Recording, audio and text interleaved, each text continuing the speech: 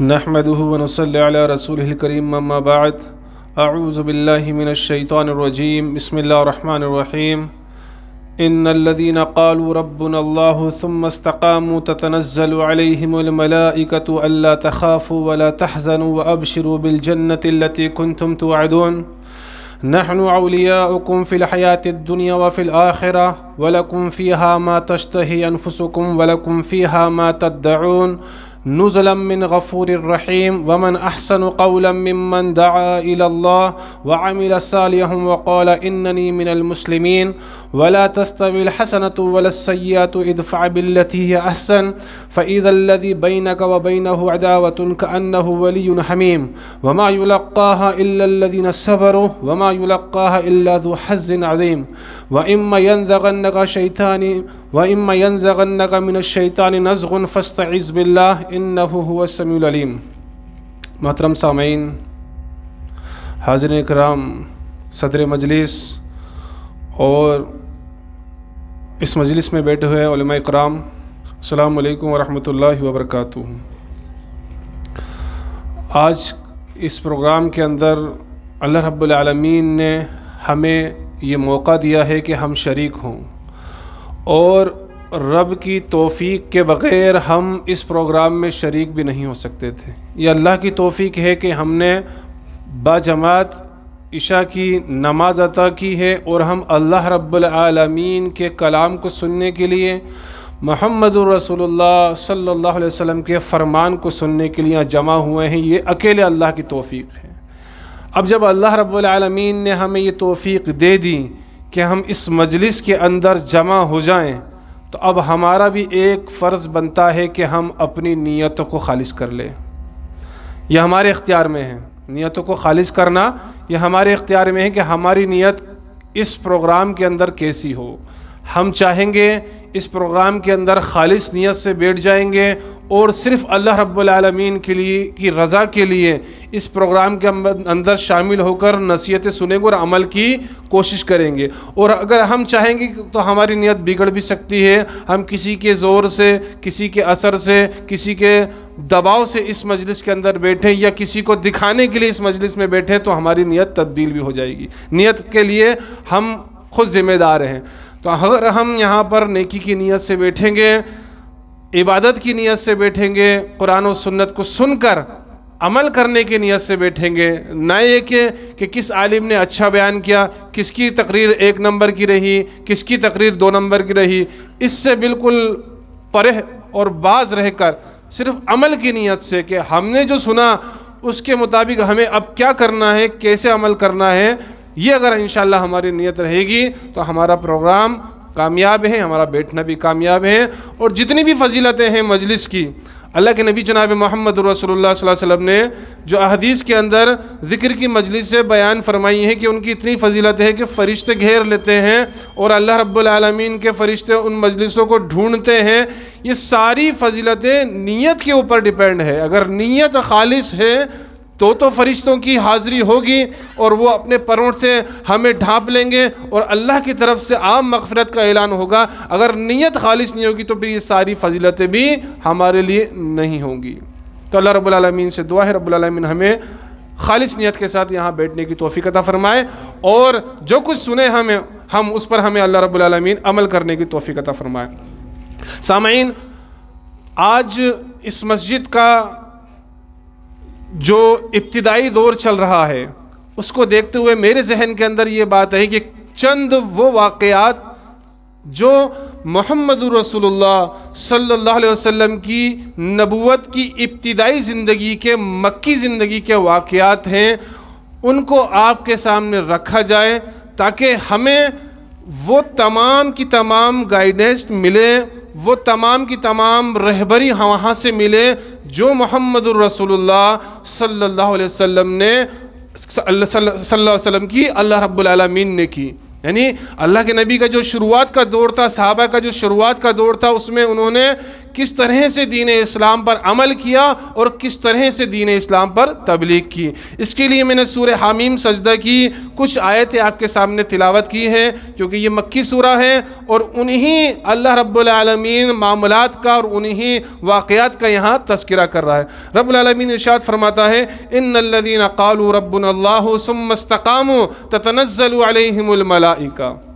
جنہوں نے کہا ہمارا رب اللہ ہے، ان الذین قالوا ربنا اللہ، جنہوں نے کہا ہمارا رب اللہ ہے، ثم استقاموا، اور اس کے اوپر جم گئے، اس ایمان کے اوپر، اس کلمے کے اوپر، اس توحید کے اوپر جم گئے، تتنزل علیہم الملائکہ، تو پھر فرشتے نازل ہوتے ہیں، اللہ تخافوا ولا تحزنوا، اور کہتے ہیں تم خوف مت کرو، غمگین نہ ہو، وابشروا بالجنۃ التي كنتم توعدون، تم بشارت سن لو جنتوں کی جن سے جن کے بارے میں تم سے وعدہ کیا گیا ہے۔ تو یہاں اللہ رب العالمین نے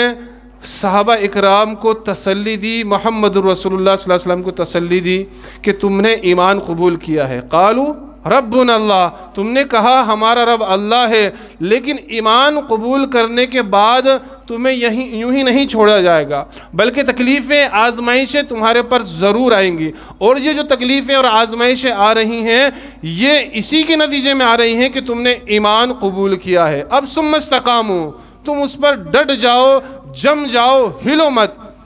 اگر تم اس ایمان پہ ڈٹ گئے، جم گئے، تو پھر کیا ہوگا؟ پھر اللہ رب العالمین کی طرف سے فرشتے نازل ہوں گے اور خوشخبریاں تمہیں جنت کی دیں گے جن کا تم سے وعدہ کیا گیا ہے۔ تو اللہ کے نبی جناب محمد رسول اللہ صلی اللہ علیہ وسلم کا ابتدائی دور ہے نبوت کا، اللہ کے نبی صلی اللہ علیہ وسلم کے اوپر وحی کا سلسلہ شروع ہوا، دعوت اللہ کی گھر کے اندر دعوت دینے کے لیے اللہ نے حکم دیا، پڑوس کے اندر، رشتہ داروں کے اندر، یہاں تک کہ مکہ کے اندر اللہ رب العالمین نے یہ ابتدائی دور میں حکم دیا کس چیز کا؟ دعوت اللہ کا، دین کا کام کیا جائے، اللہ کی عبادت کے بارے میں بتایا جائے اور غیر اللہ کی عبادت سے روکا جائے۔ اب اللہ کے نبی جناب محمد رسول اللہ صلی اللہ علیہ وسلم نے جب یہ کام شروع کیا تو آپ کی مخالفت ہونا شروع ہو گئی، اور کس لیول تک مخالفت ہوئی آپ کی؟ اس لیول تک مخالفت کی گئی آپ کی کہ خانہ کعبہ کے اندر آپ کو نماز پڑھنے سے روکا گیا۔ وہ خانہ کعبہ جس کی تعمیر حضرت ابراہیم علیہ السلام اور ان کے بیٹے حضرت اسماعیل علیہ السلام کر رہے ہیں، جو کہ آپ کے جد امجد ہیں، آپ کے باپ دادا ہیں، اس مسجد حرام کے اندر، اس اللہ کے گھر کے اندر آپ کو عبادت کرنے سے، نماز پڑھنے سے روک دیا، یہاں تک کہ آپ کو بار بار دھمکیاں دی گئیں کہ تم برسرے پیکار یہاں پر سجدے نہیں کر سکتے، نماز نہیں پڑھ سکتے، یہاں تک ابو جہل نے کہا اگر میں نے تمہیں دیکھ لیا دوبارہ یہاں نماز پڑھتے ہوئے محمد صلی اللہ علیہ وسلم تو میں تمہاری گردن رون دوں گا۔ یہاں تک کہ ایک مرتبہ اللہ کے نبی صلی اللہ علیہ وسلم نماز پڑھ رہے تھے اور یہ اسی کارروائی کو انجام دینے کے لیے ایک بھاری پتھر اٹھا کر ابو جہل اللہ کے نبی کی طرف بڑھا،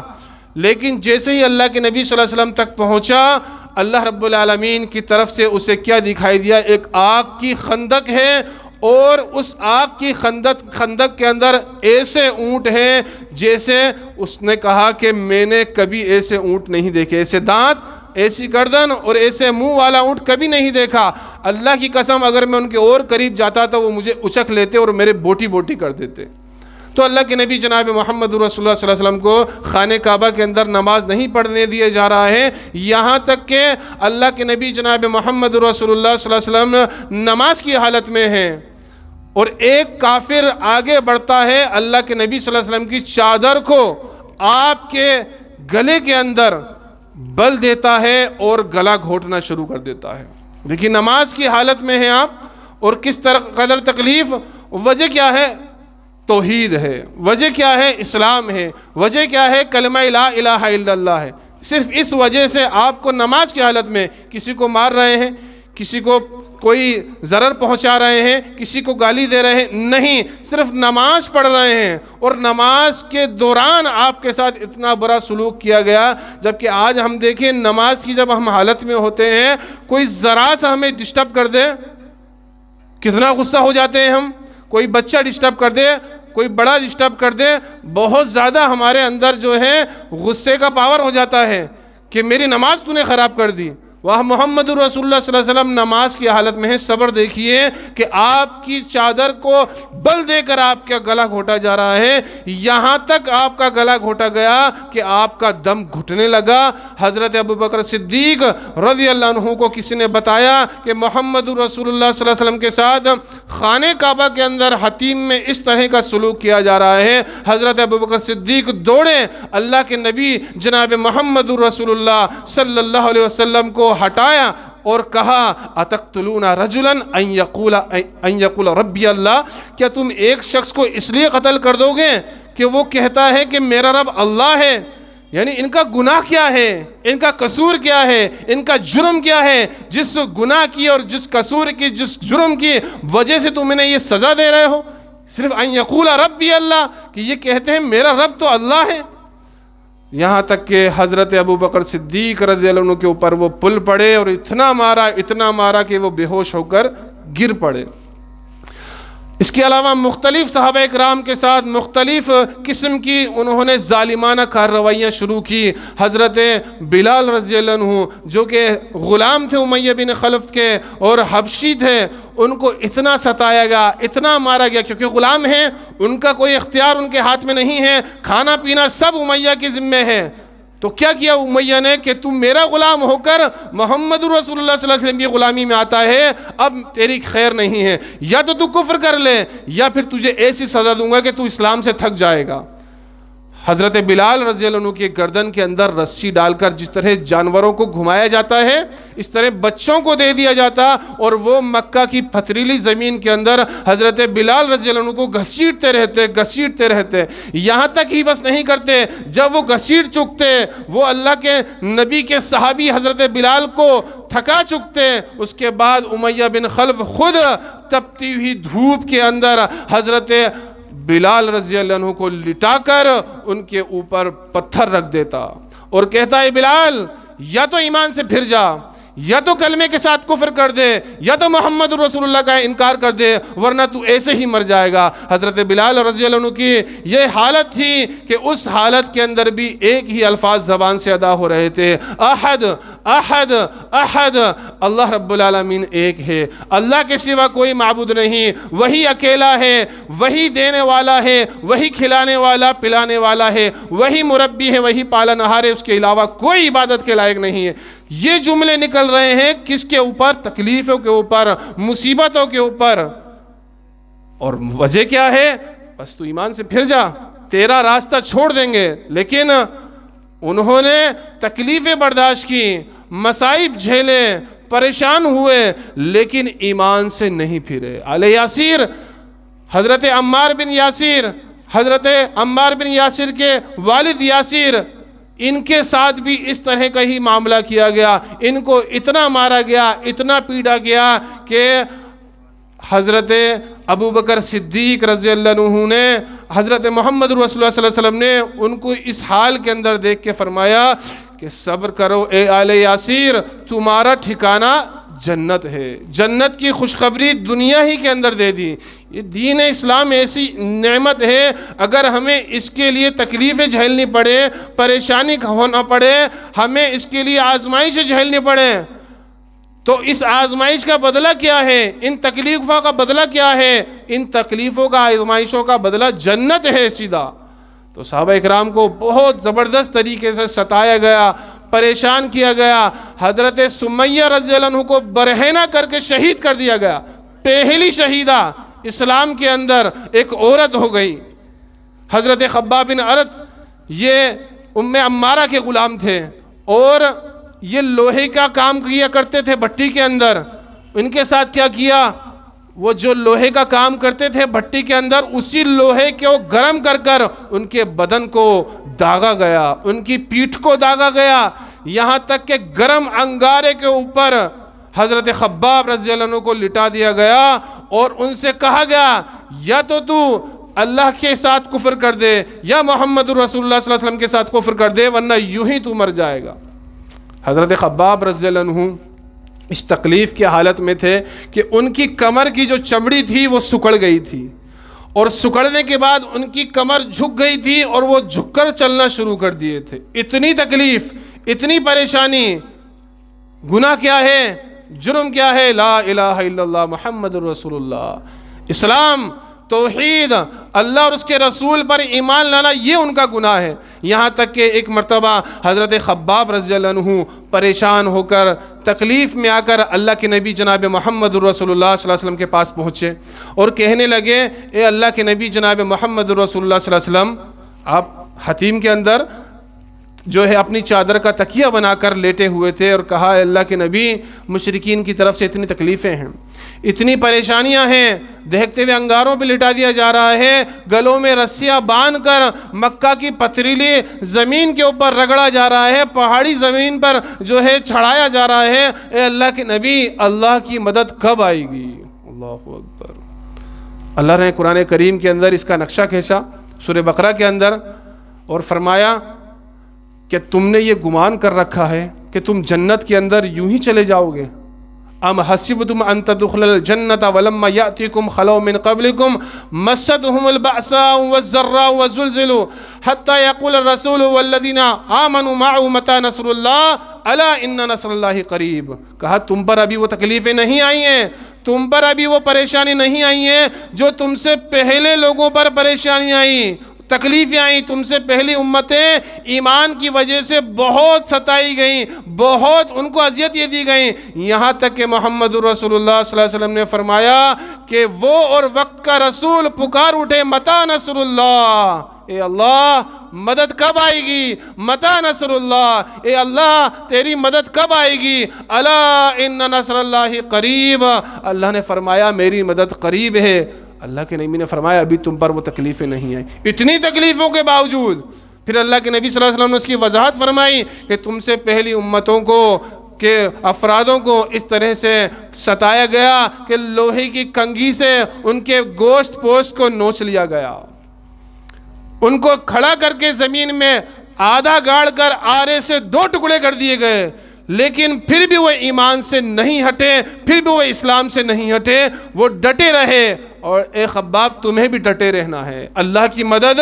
ضرور آئے گی۔ تو اللہ رب العالمین نے ان تمام تکلیفوں کے اوپر، پریشانیوں کے اوپر، مصیبتوں کے اوپر، آزمائشوں کے اوپر فرمایا، ان الذین قالوا ربنا اللہ، جنہوں نے کہا ہمارا رب اللہ ہے، ثم استقاموا، پھر اس پر جم گئے، ڈٹ گئے، تتنزل علیہم الملائکہ، تو پھر فرشتے نازل ہوتے ہیں، تتنزل علیہم الملائکۃ الا تخافوا ولا تحزنوا وابشروا بالجنۃ التي کنتم توعدون، اور فرشتے نازل ہو کر کیا کہتے ہیں؟ تم نہ خوف کرو، نہ تم غمگین ہو، بلکہ جنت کی بشارت سنو جس کا تم سے وعدہ کیا گیا ہے۔ نحن اولیاؤکم فی الحیاۃ الدنیا وفی الآخرہ،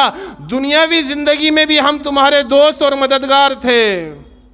اور آخرت کی زندگی میں بھی دوست اور مددگار ہیں۔ اللہ اکبر۔ دنیاوی زندگی میں اللہ رب العالمین ایمان والوں کو مشرکین کے حوالے نہیں کرتا، بلکہ دنیاوی زندگی میں بھی اللہ مدد کرتا ہے اور اللہ دیکھ رہا ہوتا ہے، اور آخرت کی زندگی میں بھی اللہ رب العالمین ہمارا ہمنوا ہوگا۔ وَلَكُمْ فِيهَا مَا تَشْتَهِي أَنفُسُكُمْ وَلَكُمْ فِيهَا مَا تَدَّعُونَ، اور تمہارے لیے وہ کچھ ہوگا جو کچھ تم مانگو جنت کے اندر۔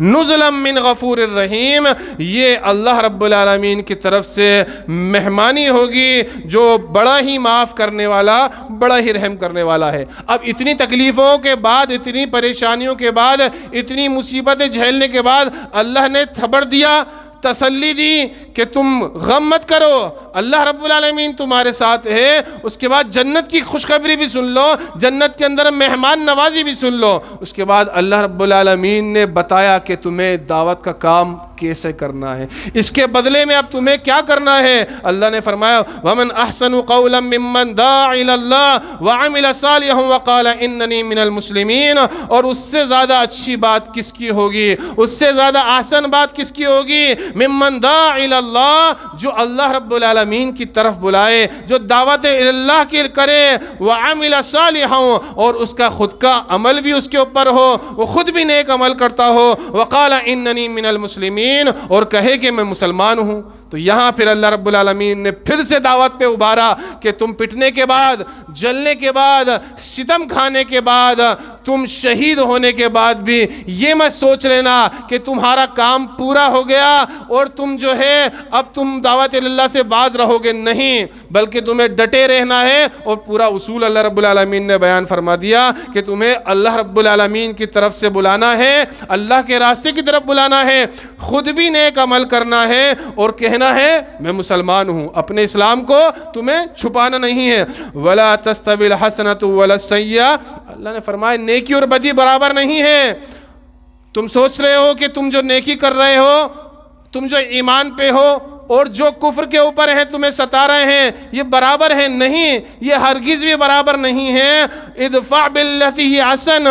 تم برائی کو بھلائی کے ذریعے سے دفع کرو۔ اتنی تکلیفوں کے بعد بھی صبر کا ہی آرڈر آ رہا ہے کہ ایسا نہ ہو تم غصے میں آ جاؤ، بدلے کی بھاونا تمہارے اندر بھڑک اٹھے، تمہارے دل کے اندر بدلے کا معاملہ آ جائے، نہیں، تم صبر کرو اور جو برائی ان کی طرف سے پہنچ رہی ہے، جو تکلیفیں ان کی طرف سے پہنچ رہی ہیں، اس کو تم احسن طریقے سے دفع کرو، اس کو تم احسن طریقے سے ان کی طرف پلٹاؤ۔ فَإِذَا الَّذِي بَيْنَكَ وَبَيْنَهُ عَدَاوَةٌ كَأَنَّهُ وَلِيٌّ حَمِيمٌ، جب تم ایسا کرو گے تو جس کے اور تمہارے درمیان عداوت ہے نا، دشمنی ہے، تمہارا دلی دوست بن جائے گا۔ اللہ اکبر، یہ کتنا زبردست اللہ رب العالمین نے ایک دعوت کا چیپٹر یہاں بیان کیا ہے کہ تمہیں تکلیف آ رہی دعوت اللہ میں، لوگ تمہارا مذاق اڑا رہے ہیں، لوگ کہہ رہے ہیں کہ یہ مکھیاں اڑاتے ہیں، لوگ کہہ رہے ہیں کہ چلا چلا کر آمین کہتے ہیں، تم گھبراؤ مت، تم اس برائی کو، تم اس تکلیف کو جو اس کی طرف سے ہو رہا ہے تمہارے اوپر ظلم، اس کو تم بہترین طریقے سے لوٹاؤ۔ اللہ کا وعدہ ہے کہ تمہارا جو دشمن ہے تمہارا دلی دوست بن جائے گا۔ کر کے دیکھیں ایک مرتبہ، انشاءاللہ ضرور آپ کو یہ رزلٹ ملے گا کہ آپ جب دعوت اللہ دیں اور وہ مذاق اڑاتا ہے، آپ بہتر طریقے سے اس کو جواب دیں، انشاءاللہ وہ تمہارا دلی دوست بن جائے گا اور اسلام کے اوپر، توحید کے اوپر بھی وہ ضرور بالضرور آئے گا۔ پھر اللہ رب العالمین نے آگے فرمایا وَمَا يُلَقَّاهَا إِلَّا الَّذِينَ صَبَرُوا، یہ بات انہی کو نصیب ہوتی ہے جو صبر کرنے والے ہیں۔ وَمَا يُلَقَّاهَا إِلَّا ذُو حَظٍّ عَظِيمٍ، لیکن یہ بڑے نصیب والوں کا ہی کام ہے کہ صبر کر لیں۔ آج صبر کس سے ہوتا ہے؟ آج ایک دن دعوت دے، 2 دن دعوت دی، 3 دن دعوت دی، 4تھے دن کافر، مشرک، بدعتی، فاسق، گردن زدنی اور بہت سارے القاب ہمارے پاس موجود ہیں دینے کے لیے۔ کیوں؟ بولے ہم نے دعوت دی تھی، قرآن سنایا، حدیث سنایا، مانا ہی نہیں، تو یہ تو کافر ہے، یہ تو مشرک ہے، یہ تو بدعتی ہے، یہ تو فاسق ہے، یہ تو گردن زدنی ہے۔ نہیں میرے بھائیوں، یہ طرز عمل اللہ رب العالمین نے ہمیں نہیں سکھایا کہ ہم 3 دن دعوت دے کر 4تھے دن خود مفتی بن کر فتوے ٹھوکنے لگ جائے۔ نہیں، اللہ رب العالمین نے تمام انبیاء کرام کو بھیجا ہی اس لیے ہے کہ ان کی دعوت دیکھو، ان کا صبر دیکھو۔ حضرت نوح علیہ السلام 950 سال تبلیغ کر رہے ہیں۔ کتنے سال؟ 950 سال تبلیغ کر رہے ہیں اور مٹھی بھر، چند لوگ انگلیوں پہ گن لو، اتنے مسلمان ہو رہے ہیں۔ اب 950 سال اگر ہم کسی کو سمجھا لیں، اور اگر وہ 950 سال چھوڑی، اگر 9.5 دن بھی ہم کسی کو سمجھائیں اور وہ ہماری بات نہ سن کے کانوں میں انگلیاں ڈال لیں، چہرے پہ کپڑا ڈال لیں،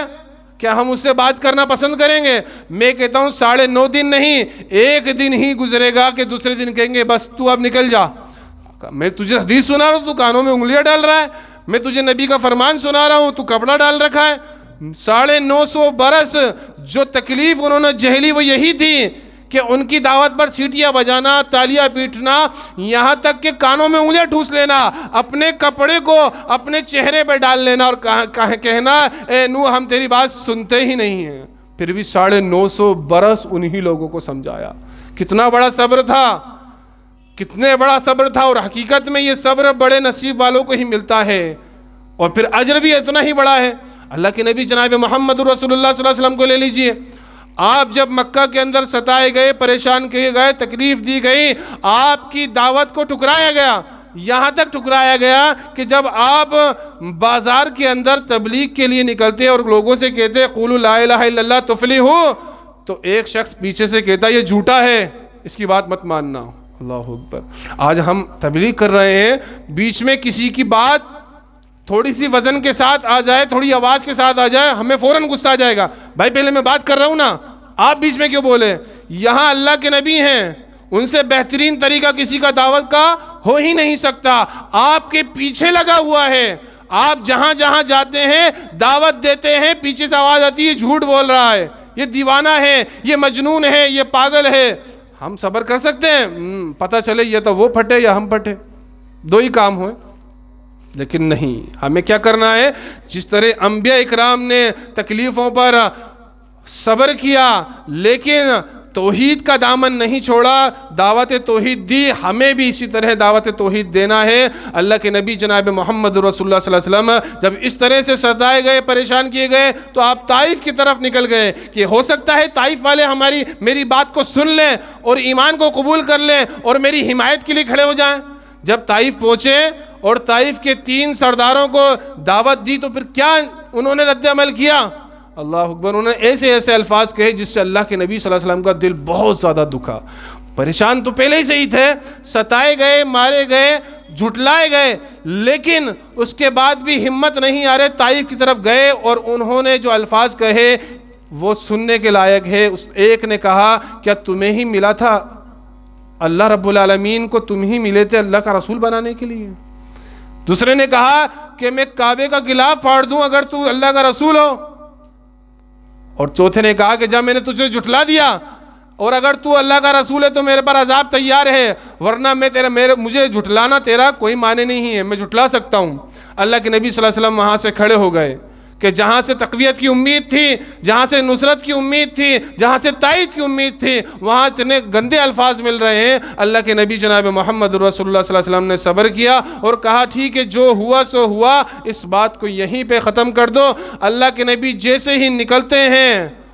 وہاں کے آباش بدماش گنڈوں کو، غلاموں کو اللہ کے نبی کے پیچھے لگا دیا جاتا ہے، یہاں تک کہ اللہ کے نبی صلی اللہ علیہ وسلم کو وہ گالیاں بکتے ہیں، سیٹیاں پیٹتے ہیں، تالیاں بجاتے ہیں،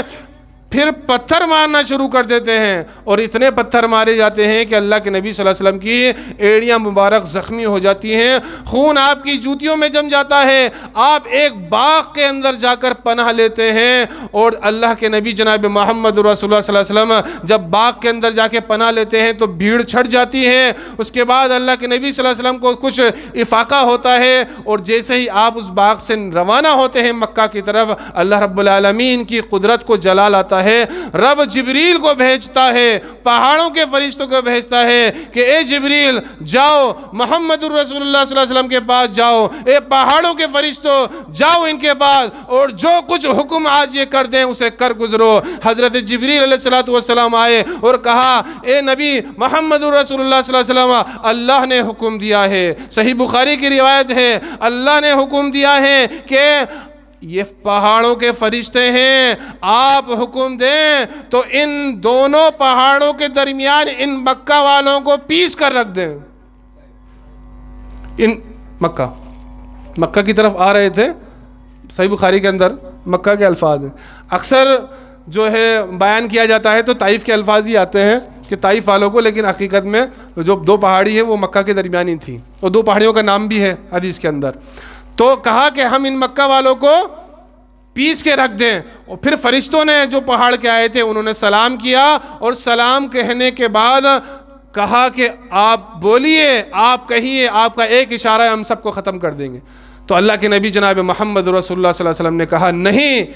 یہ ایمان نہیں لا رہے ہیں لیکن ان کی نسلیں انشاءاللہ ایمان والی ہوں گی۔ تو اللہ کے نبی کو اس قدر ستانے کے بعد، پریشان کرنے کے بعد بھی آپ نے احسن طریقے سے اس کا جواب دیا، آپ لڑے جھگڑے نہیں بلکہ صبر کر کے وہاں سے آ گئے۔ تو ہمیں بھی یہی کرنا ہے، ہمارا بھی شروعاتی دور ہے، بہت ساری چیزیں ہمیں سننے کو ملے گی، بہت ساری ہمیں باتیں سننے کو ملیں گی، لیکن ہمیں ان باتوں کی طرف دھیان نہ دیتے ہوئے دعوت اللہ کا کام کرنا ہے، توحید کی پرچم کو ہمیں بلند کرنا ہے، اور اس مسجد کو ہمیں توحید کا مرکز بنانا ہے انشاءاللہ۔ اور اگر ہمارے اندر کوئی اس طرح کا شیطانی حملہ ہو، آگے اللہ نے فرمایا وَإِمَّا يَنزَغَنَّكَ مِنَ الشَّيْطَانِ نَزْغٌ فَاسْتَعِذْ بِاللَّهِ، پھر شیطان کوئی وسوسہ ڈالے تمہارے دل کے اندر فاستعذ باللہ، تو اللہ رب العالمین کی پناہ طلب کرو، کیونکہ دیکھو جو کام لے کے ہم اٹھے ہیں نا وہ شیطان کے بالکل خلاف ہے،